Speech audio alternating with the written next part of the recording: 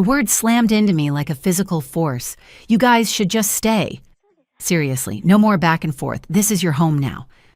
Brandon's voice rang with finality as he gestured toward his parents seated at our dining table. My husband's eyes locked with mine, his smirk unmistakable. Right, babe. I felt my fingernails digging half-moons into my palms under the table as Walter nodded approvingly. Cheryl beamed at her son while scooping another heap of her lumpy casserole onto my plate without asking. The casual way they all looked at me, expecting compliance, assuming surrender, made my throat constrict. The kitchen suddenly felt too hot, too small. The garden visible through the window was unrecognizable. My herbs and tomatoes long gone, replaced by Walter's sprawling squash vines.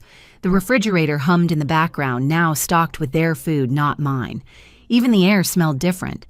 Cheryl's cloying perfume had settled into the curtains she'd replaced without asking. My name is Ashley. I'm 31 and a real estate specialist. This is the story of how I reclaimed my life by selling the ground from under their feet. I had one ironclad rule before marrying Brandon 3 years ago.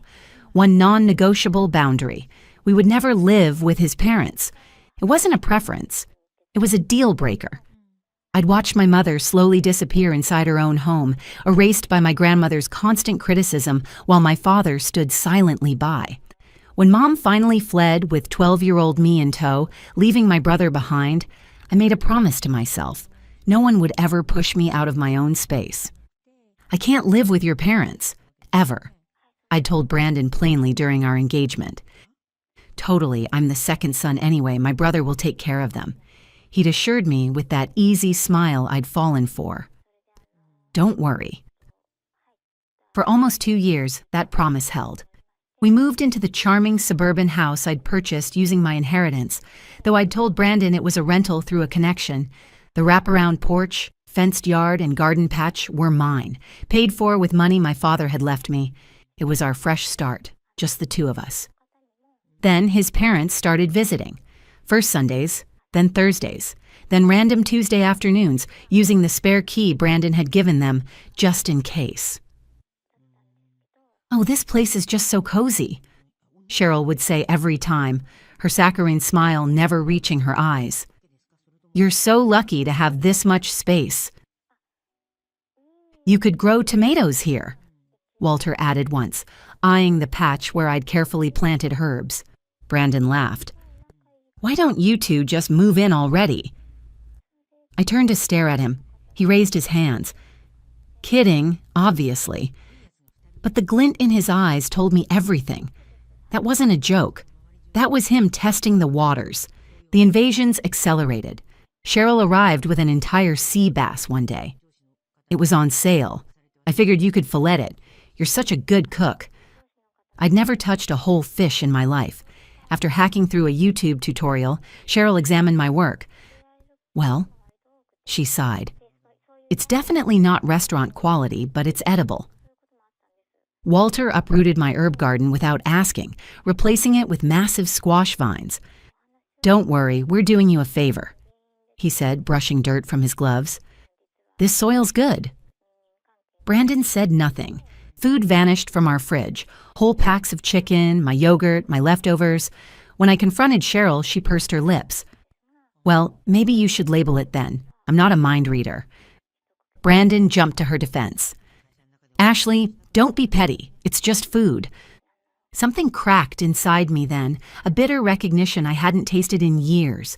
That night, I lay awake watching the ceiling fan turn, wondering, was this how it started for my mother?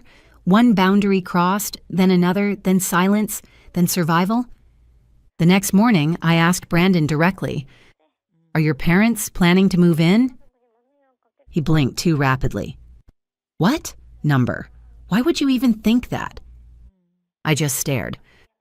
"Even if they did, what's the big deal? It's not like we don't have the space." "You promised me." Brandon rolled his eyes. "Things change, Ashley. Life changes." I didn't like that answer. It wasn't just the words. It was his dismissive tone, like our agreement had never mattered. I needed truth, not more evasion. I called Fiona Brandon's sister-in-law, married to his older brother, Elliot. We'd exchanged numbers at the last family gathering, and though we weren't close, she'd always been kind to me. Fiona was quiet and observant, never confrontational, but I'd always sensed she noticed more than she revealed. "Hey," I said. "This is a little weird, but have Cheryl and Walter said anything about moving?" A long pause. Then Fiona exhaled. "You don't know?" My stomach clenched. "They didn't tell you about the building?" "What building?" "Their condo's being torn down. Foundation issues. Everyone's been notified. Construction starts in 2 months." I nearly dropped the phone. "They've been trying to figure out where to stay. Elliot and I offered to help with a rental, but they refused. Walter said Brandon already agreed to take them in." I didn't speak. "And there's more," Fiona added quietly. "When we found out how expensive relocation would be, Elliot said they could put the condo in his name and we'd pay the repair fees. Brandon lost it, said the deed should stay with their dad, said it's his right as a son." The truth crystallized instantly. "So he's fighting for inheritance by housing them." Fiona hesitated. "I shouldn't be telling you this, but yeah, he made it clear he wants to be the one to care for them so he gets what's left when they pass." "What's left?" I whispered. "There's nothing. The condo's underwater, and Walter's still paying off debt from renovations." My husband had known this all along. The visits weren't casual. The fish, the gardening, the fridge raids, they weren't temporary. They were a slow-motion invasion, planned behind my back. I thanked Fiona and hung up. Then I stood in our kitchen, staring at the garden, at the overgrown vines, at the space they had claimed as theirs. And I smiled, not because I was okay, but because I knew exactly what I was going to do. I stopped fighting, stopped nagging about the fridge, stopped moving Walter's tools from my counter. Instead, I said, "No problem," and quietly began putting my own plan into motion. Boxes appeared in the guest room. "Just a few things for storage," Cheryl said with a breezy laugh. Walter carried in a full-length mirror, then a recliner, then a second mattress. Soon my linen closet was stuffed with her towels and my spice rack crowded with her jars. Brandon didn't even blink. He'd been helping them carry boxes. At night, I would lie awake remembering my mother's face, how small she looked in my grandmother's kitchen. I had sworn never to become her. Now here I was reliving her story, except I had an exit strategy. I made discreet appointments with a realtor during my lunch breaks. We met twice, walking through comparable properties in the area. She explained how a discreet listing could work, how buyers could be lined up without a public sign. "Move fast," I told her. "I want it done before anyone here notices." I'd been preparing for weeks, slowly gathering important documents and moving valuables to a small storage unit I rented with cash from my personal savings. As a real estate specialist, I knew exactly which buyers in the market would jump at my house, especially at the slightly below market price I was offering for a quick, clean sale. While Brandon and his parents nested deeper, I was filling out forms and scanning documents. The sale was almost ready to close. I just needed the right moment to draw the line. It came over dinner that rainy Wednesday night. Walter had commandeered my grill again. Cheryl had made another lumpy casserole, and Brandon was acting like a gracious host in his own little kingdom. "We're so comfortable here," Cheryl cooed. "Ashley, you've been such a blessing." Walter grinned. "Feels like home already." That's when Brandon leaned back in his chair and made his declaration. "You guys should just stay. Seriously, no more back and forth. This is your home now. Right, babe?" I set my fork down and looked each of them in the eye. "Sure," I said calmly.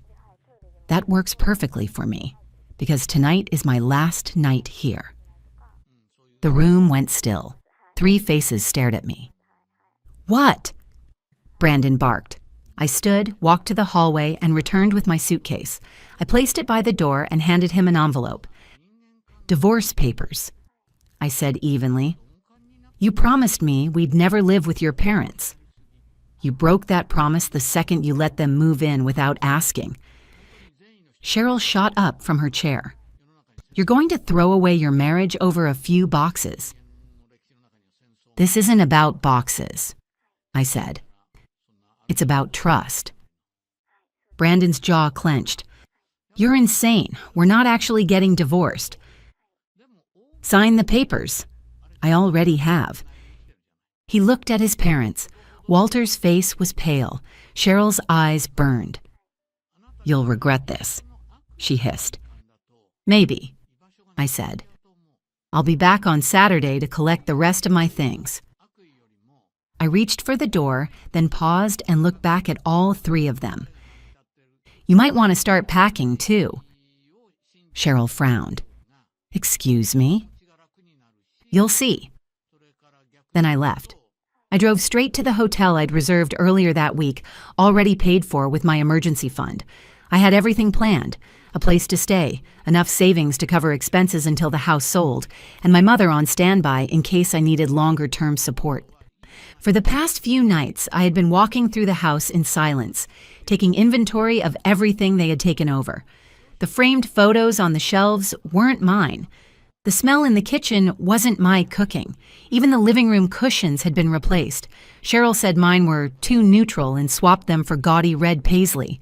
Walter had hung a calendar with golf jokes. I hadn't laughed once. I spent Thursday night at the hotel going through old receipts, closing out subscriptions, organizing documents. It was oddly therapeutic. Every drawer I cleared felt like peeling away another layer of a marriage I no longer recognized. This wasn't grief, it was relief, slow and steady. On Friday, I boxed up my personal items. Photo albums, my grandfather's watch, letters from my mom. I'd already given the movers detailed instructions on exactly which items to collect on Saturday, with a comprehensive inventory list and photos I'd taken over the previous weeks. The rest I didn't care about anymore. Let them keep the curtains and mugs and the couch they thought they owned. They hadn't just taken up space, they had tried to erase me from it. But I was about to remind them who this house actually belonged to. As I stepped out of my car on Saturday morning, the sky was overcast, a quiet, still gray that made everything feel heavier. But I felt light, calm, ready. This time, I wasn't walking into an ambush. I was walking in with a mirror, and they were about to see themselves clearly.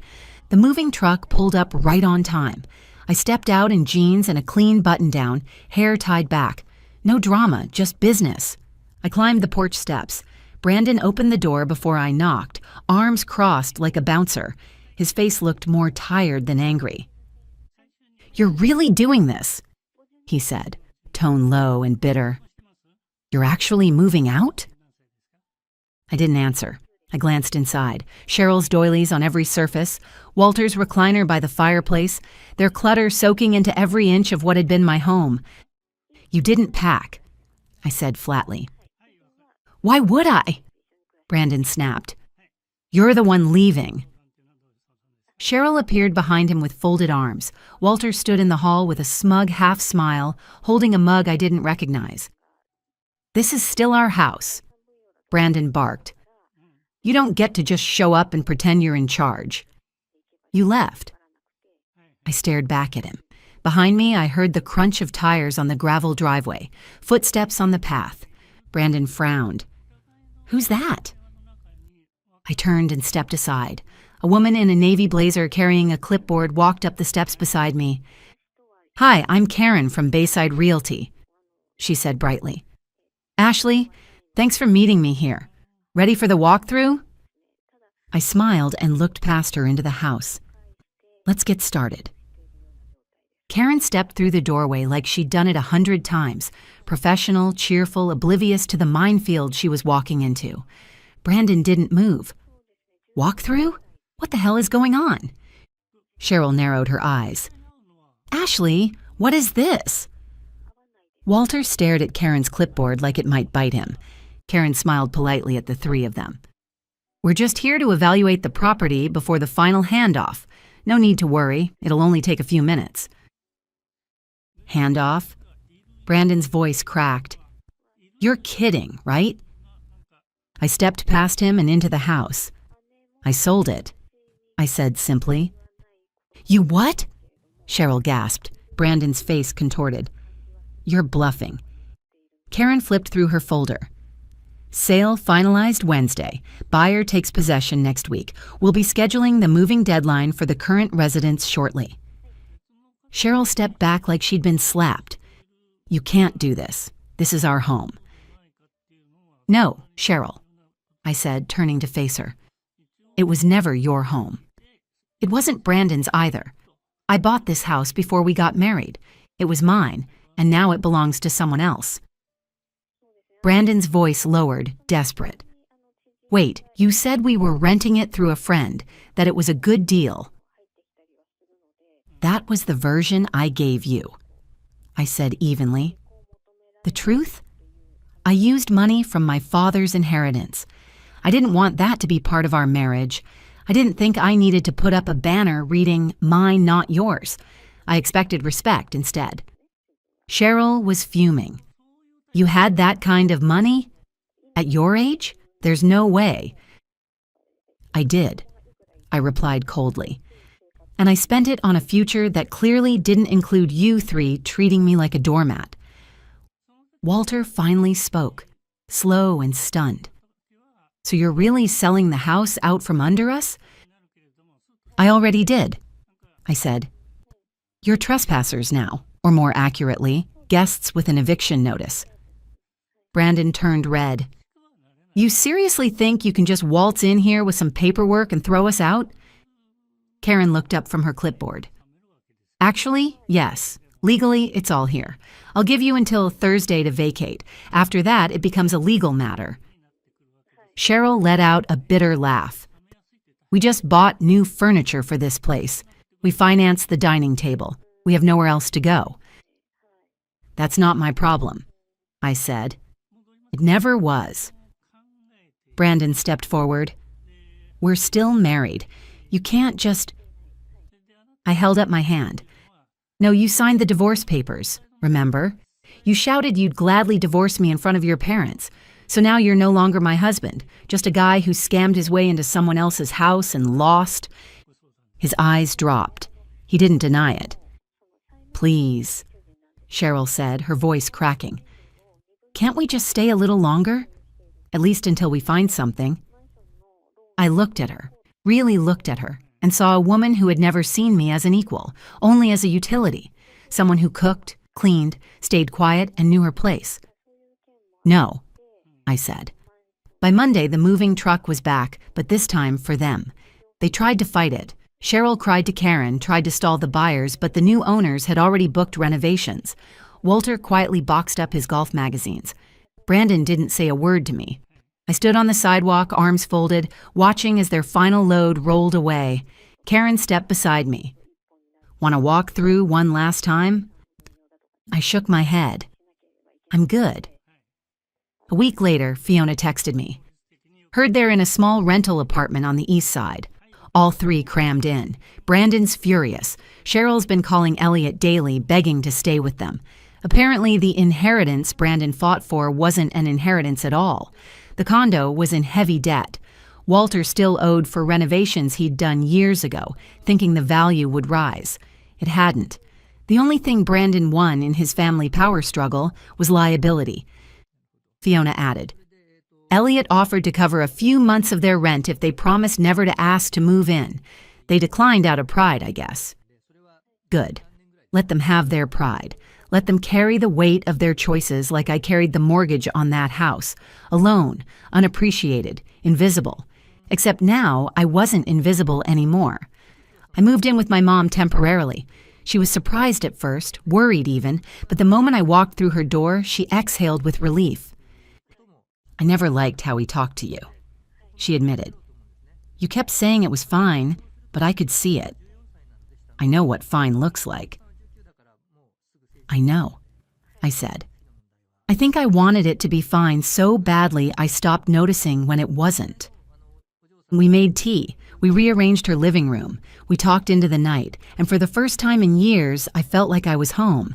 Brandon tried to call me twice. I didn't answer. He left one voicemail. Ashley, please. I made mistakes. I know that. But we can fix this. We can buy another place. I'll talk to my parents. Just please don't shut me out. But he didn't say, I'm sorry. Not once. I deleted the message. 3 months later, our divorce was finalized. Brandon didn't contest it. There wasn't much left to fight for. The house was gone, and I made sure my lawyer included specific language that protected my remaining assets. We had a quick, clean break, just the way I wanted it.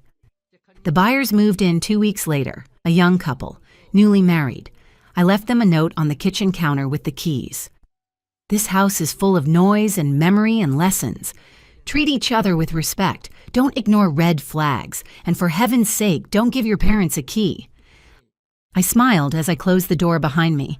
The weight of 3 years lifted from my chest. I hadn't just left a house, I'd left a trap, and I'd made sure the ones who set it were the ones left inside when the walls came down. Before you go, here's a quick bonus for sticking around. If you love learning and growing like I do, you need to try audiobooks. I've got an exclusive deal with Audible. Your first month is completely free. That's access to over 500,000 titles. Zero cost to you. All the details are waiting in the description. Don't miss this one.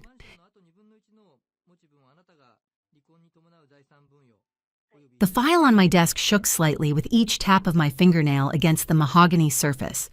Through my office window, I watched the red Ferrari screech to a halt on my circular driveway, its custom paint catching the afternoon sun like freshly spilled blood. My heart hammered against my ribs as Pamela, my ex-husband's new wife, emerged from the car, clutching a leather portfolio like a weapon. In that moment, time seemed to slow as I recognized exactly what was happening. She was here to take my home. My name is Rachel. I'm 45 and the silent owner of a real estate empire. This is the story of how I reclaimed not just my property, but my power.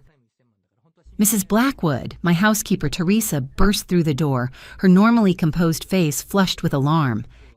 That woman is demanding entry. She has papers, eviction papers. Let her in, I said calmly, switching off my laptop where I'd been reviewing acquisition proposals for 3 luxury developments across the country. And Teresa, please record everything on your phone, discreetly. I'd spent 20 years being underestimated by my ex-husband Gregory, by his business associates, by everyone who saw my charity committee meetings as nothing more than a bored housewife's pastimes. Today would be different. Today, someone would finally see me. Pamela's heels clicked aggressively across my marble foyer. Even I had to admit she was stunning, all long legs and perfect features that only youth and expensive surgeons could provide. The kind of woman Gregory had traded me in for after 20 years of marriage. Our divorce had been finalized last year, though Gregory had been gone from our home for nearly 18 months now. "You need to pack your things," she announced without preamble, standing in my doorway with her designer outfit practically radiating smugness. "Daddy's company has acquired this property, and we're demolishing it to build something more elegant." Her red lips curved into what she clearly thought was a victorious smile, though I suppose you wouldn't know much about elegance. I glanced down at my simple black dress, a stark contrast to her ostentatious ensemble. The dress had cost more than her car, but its value wasn't in its appearance. It was in its invisibility. Men like her father never looked twice at a woman in a simple black dress. "Please sit." I gestured to the antique chairs I'd imported from a French chateau. "Would you like some tea?" "I don't have time for tea parties," she sneered, throwing the portfolio onto my desk. "These are eviction papers. You have 48 hours. I didn't bother opening them. "How interesting. And your father's company would be Sterling Luxury Properties." "Daddy just acquired this whole community," she preened. "He says it's been mismanaged." She wrinkled her nose at my decor, which had been featured in Architectural Digest last spring. "Sterling Properties," I mused, "owned by Terrence Sterling." "My father is a very powerful man," she gloated. "This little house you've been squatting in, it's nothing compared to what we're building." I smiled, remembering Terrence Sterling's desperate pitch meeting last month. He'd never met the owner of Aurora Development Group, the silent corporation that had been buying up prime real estate across the country. He'd sent endless proposals trying to partner with or sell to us. I had created Aurora Development Group 15 years ago, while Gregory was focused on his own career, using the inheritance from my grandmother that I'd kept separate from our marital assets. "Does your father know you're here?" I asked mildly. Daddy lets me handle all sorts of business now, she boasted, and my first order of business is getting rid of my husband's sad ex-wife. Gregory told me how you begged to keep this house in the divorce. Pathetic.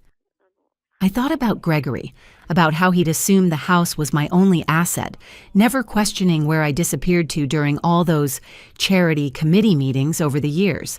Men like him and Terrence Sterling never looked too closely at a woman's business interests. Tell me about these renovation plans, I said, buying time as I watched Teresa's phone discreetly recording from behind a vase. We're tearing down all these dated mansions, she gestured dismissively, building modern homes for people who actually belong in luxury communities. She smirked. I told Gregory it was embarrassing having his ex-wife living here like some charity case. My phone buzzed, a text from my CFO about Sterling's latest proposal. I held back a smile as I read it. And you're certain your father owns this property? Of course I'm certain, she snapped. The deal closed last week. Sterling Properties owns everything. The houses, the golf course, the clubhouse. Now pack your bags before I call security. That would be interesting, I murmured, considering I signed their paychecks. She blinked. What? Sterling Properties did make an offer, I acknowledged. It was denied rather firmly, as I recall. You're lying, she said, but uncertainty crept into her voice. Daddy said, Your father, I interrupted quietly, has been trying to get a meeting with Aurora Development Group's owner for months. He's quite persistent. Aurora? Her perfectly lined eyes widened, but that's the actual owner of this community. Yes. I opened my laptop, turning it to show her the proposals I'd been reviewing, along with about 30 others from across the country. Your father's latest offer was quite ambitious, but ultimately inadequate. She snatched up the portfolio, papers spilling across my desk. This is impossible. You're just a housewife. Gregory said what he knew, which wasn't much. Men rarely look too closely at their wives' charity committee meetings or investment club luncheons. I stood, smoothing my simple dress. Would you like to see the real property documents? I need to call my father. Her hands shook as she grabbed for her phone. Excellent idea, though perhaps you should also mention the way you burst in here threatening the owner of his most coveted acquisition target. I'm sure he'll be thrilled. The blood drained from her face. Please don't tell Daddy. Now, why would I do that? Watching you try to evict me from my own house has been so entertaining. I picked up my teacup. Though I should mention the Ferrari you drove up in, it's parked in a no parking zone. I hate to have it towed. She backed away, designer heels stumbling. This isn't over. Actually, it is. But feel free to have your father call me directly. I believe he has my office number. I smiled. Oh, and Pamela? The next time you want to threaten someone with eviction, make sure you actually own the property first. Real Estate 101. I watched through the window as she sped away, already dialing frantically. Teresa appeared at my elbow with a fresh cup of tea. Shall I send the recording to your lawyers, Mrs. Blackwood? Please.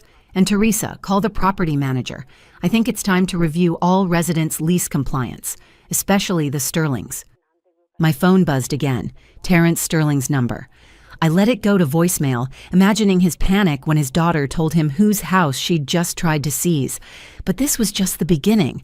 After all, I hadn't built an empire by revealing all my cards at once. I picked up my phone, dialing my lawyer. Oliver, remember that hostile takeover strategy we discussed for Sterling Properties? I think it's time to accelerate our timeline. The next morning, my security team alerted me to 3 separate calls from Terrence Sterling. I ignored them all, focusing instead on the real estate conference, where I was scheduled to be the surprise keynote speaker next week, the same conference where Sterling planned to announce his acquisition of my properties. Mrs. Blackwood, my assistant Sarah buzzed through, Mr. Sterling and his daughter are at the gate. He's quite insistent. I pulled up the security feed on my laptop. Terrence Sterling's Bentley idled at the entrance, while Pamela slumped in the passenger seat, looking considerably less polished than yesterday. Let them through, I said, but have security escort them directly to my home office. I switched screens to a Zoom call with my board of directors. Ladies and gentlemen, I believe we're about to have some unexpected entertainment. Minutes later, Terrence Sterling burst through my office door, his expensive suit failing to hide his panic. Pamela trailed behind, refusing to meet my eyes. Ms. Blackwood, he started, then faltered as he saw the board members on my screen. We need to speak privately. Why? I think the board would be very interested in hearing about your daughter's attempt to seize company property. I gestured to the chairs. Please sit. This is all a misunderstanding. He tugged at his collar. Pamela was overzealous. She didn't realize that she was threatening the owner of Aurora Development Group, I finished. Interesting, since you've been pursuing a partnership with us for months. I had no idea you were. He glanced at my simple outfit and the modest office decor. The rumor said Aurora's owner was a man, I supplied. How disappointing that someone of your experience would make such an assumption. On the screen, several board members smiled knowingly. Many were women I'd met during my early days, when we were all underestimated by men like Terrence Sterling. The deal, he tried again. We can still make this work. A merger between Sterling and Aurora. A merger? I pulled up his company's financials on my laptop. Your company is leveraged to the point of collapse, Terrence. Those acquisition announcements you've been making, all smoke and mirrors to attract investors. Pamela's head snapped up. Daddy, what is she talking about? I continued. In fact, your hostile attempt to claim ownership of my properties was likely a desperate move to secure funding before your creditors called in their loans. That's not, he sputtered, but the guilt on his face was clear. Your father, I told Pamela, has been running a shell game, announcing acquisitions before securing financing, using each announcement to attract investors for the next deal. But it's all falling apart, isn't it, Terrence? He slumped in his chair. How did you... I've been watching you for months. Your aggressive expansion, the inflated purchase prices, the mysterious private funding that never quite materialized. I closed my laptop. Did you really think I wouldn't investigate before letting you anywhere near my properties? We can fix this, he pleaded. A partnership... Actually, I interrupted, I had something else in mind. I slid a document across my desk. This is an offer to buy Sterling Properties. The price is fair considering your debt load. He snatched up the paper, face reddening as he read. This is highway robbery. It's generous given that I could wait 2 months for your company to collapse and buy it for pennies on the dollar. I smiled. Consider it a premium for solving my problem quickly. What problem? Pamela demanded. Your residence in my community, for one. The terms of the buyout include immediate vacancy of all Sterling-owned properties. I met her eyes. Including your father's house. She gasped. But that's our home. Like this was supposed to be my home, I asked mildly, before you tried to evict me. Terrence gripped the arms of his chair. You can't do this. I already am. I pointed to my screen. The board has approved the acquisition. Your creditors have accepted our terms. All that's left is your signature, unless you prefer bankruptcy. Daddy, Pamela's voice shook, what about my wedding next month? The press announcements... About that, I pulled up another document. Given Sterling's misrepresentation of assets, we'll need to issue a correction, particularly regarding your claims about owning this community. Terrence's face went ashen. The publicity will be devastating. I agreed, though perhaps not as devastating as your daughter's recorded attempts to illegally evict the actual owner. Pamela burst into tears, mascara streaking down her cheeks. This is all Gregory's fault. He said you were just a sad divorcee living off alimony. Yes, about Gregory. I checked my watch. He should be receiving some interesting news right about now. As if on cue, my phone buzzed with a text from my lawyer. I smiled as I read it. It seems your husband just discovered his position at Sterling Investment Group is being eliminated in the restructuring. I told Pamela. A restructuring that's happening because his father-in-law's company is being acquired. You planned all this, Terrence accused. You let Pamela make a fool of herself just to trap us. No, Terrence, you did that yourselves. I simply gave you enough rope. I pushed a pen across the desk. Now, shall we discuss the terms of your surrender? For the next hour, I watched Terrence Sterling sign away his crumbling empire. Each signature seemed to age him, while Pamela alternated between tears and furious texting, presumably to Gregory, who wasn't answering. As security prepared to escort them out, I held up a hand. One more thing. I handed Pamela a small card, the contact information for my first real estate mentor. She specializes in helping young women build legitimate careers in this industry. I met her shocked eyes. In case you decide you'd rather earn success than marry it. Why would you help me? She whispered. After what I did? Because 20 years ago, I was underestimated just like you're being underestimated now. The difference is I chose to prove them wrong through hard work, not marriage. She stared at the card for a long moment before slipping it into her purse. After they left, my board members applauded. Beautifully handled, our chairwoman smiled, though I suspect this isn't the end of the story. No, I agreed, thinking of Gregory and the other dominoes yet to fall. This was just the beginning of their education. My phone buzzed with another text, Gregory finally discovering his world was collapsing.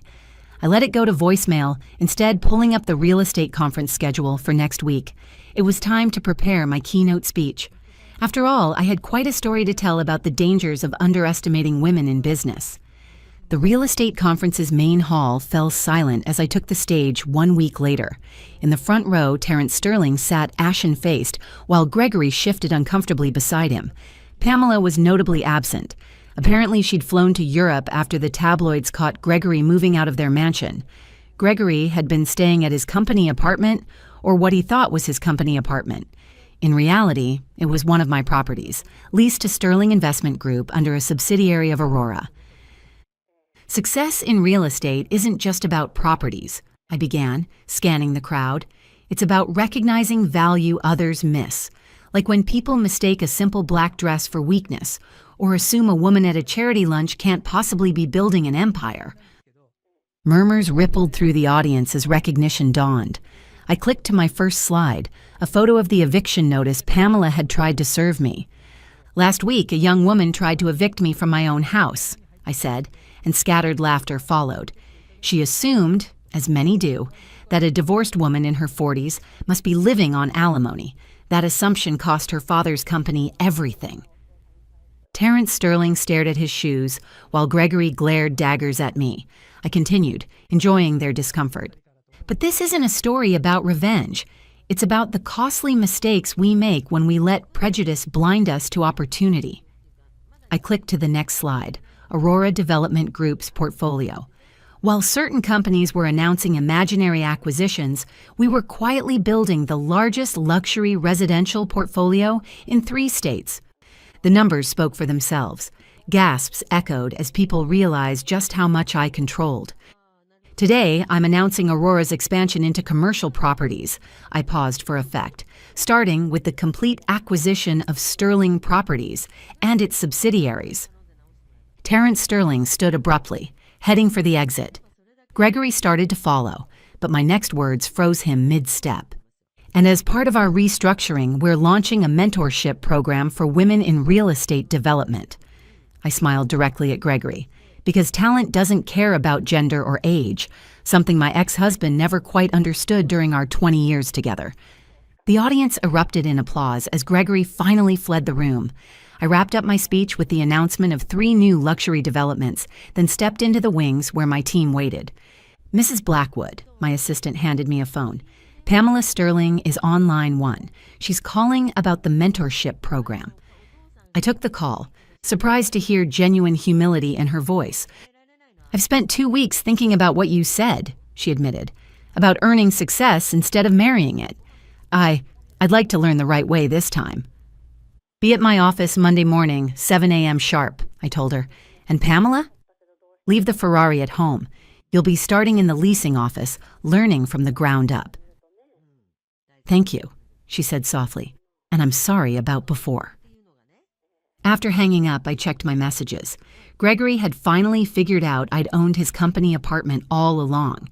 His eviction notice had just been served by my property management team, and he would need to vacate within 30 days. Our divorce had granted him no claims to my business assets, as he'd been too focused on his career to notice my growing empire. The finalized divorce settlement from a year ago had made this abundantly clear to his lawyers, though not to his ego. My lawyer approached with final papers from the Sterling acquisition. Terrence Sterling signed everything. He's taking early retirement. Make sure the settlement includes a non-compete clause, I instructed. And Gregory? His golden parachute just turned into lead. The board approved voiding his contract due to ethical violations. I nodded, gathering my things. Outside, my driver waited with the car, not a Ferrari or Bentley, but a sensible luxury sedan, the kind that suggested success without screaming desperation. As we pulled away from the conference center, I spotted Gregory arguing with the valet about his repossessed car. Terrence Sterling stood nearby, looking lost without his company badge. "Should we offer them a ride?" my driver asked with a smirk. "No," I settled back, checking emails about my next acquisition. "I think they both need to learn the value of walking." My phone buzzed with a message from Pamela. "Thank you for the second chance. I won't waste it." Perhaps that was the best revenge, not just winning, but teaching the next generation of women to succeed on their own terms. After all, success is the best response to those who underestimate you. I opened my calendar to Monday, adding a note. 7 a.m. Begin Pamela's real education. Sometimes the greatest victory isn't in destroying your enemies, but in transforming them into allies.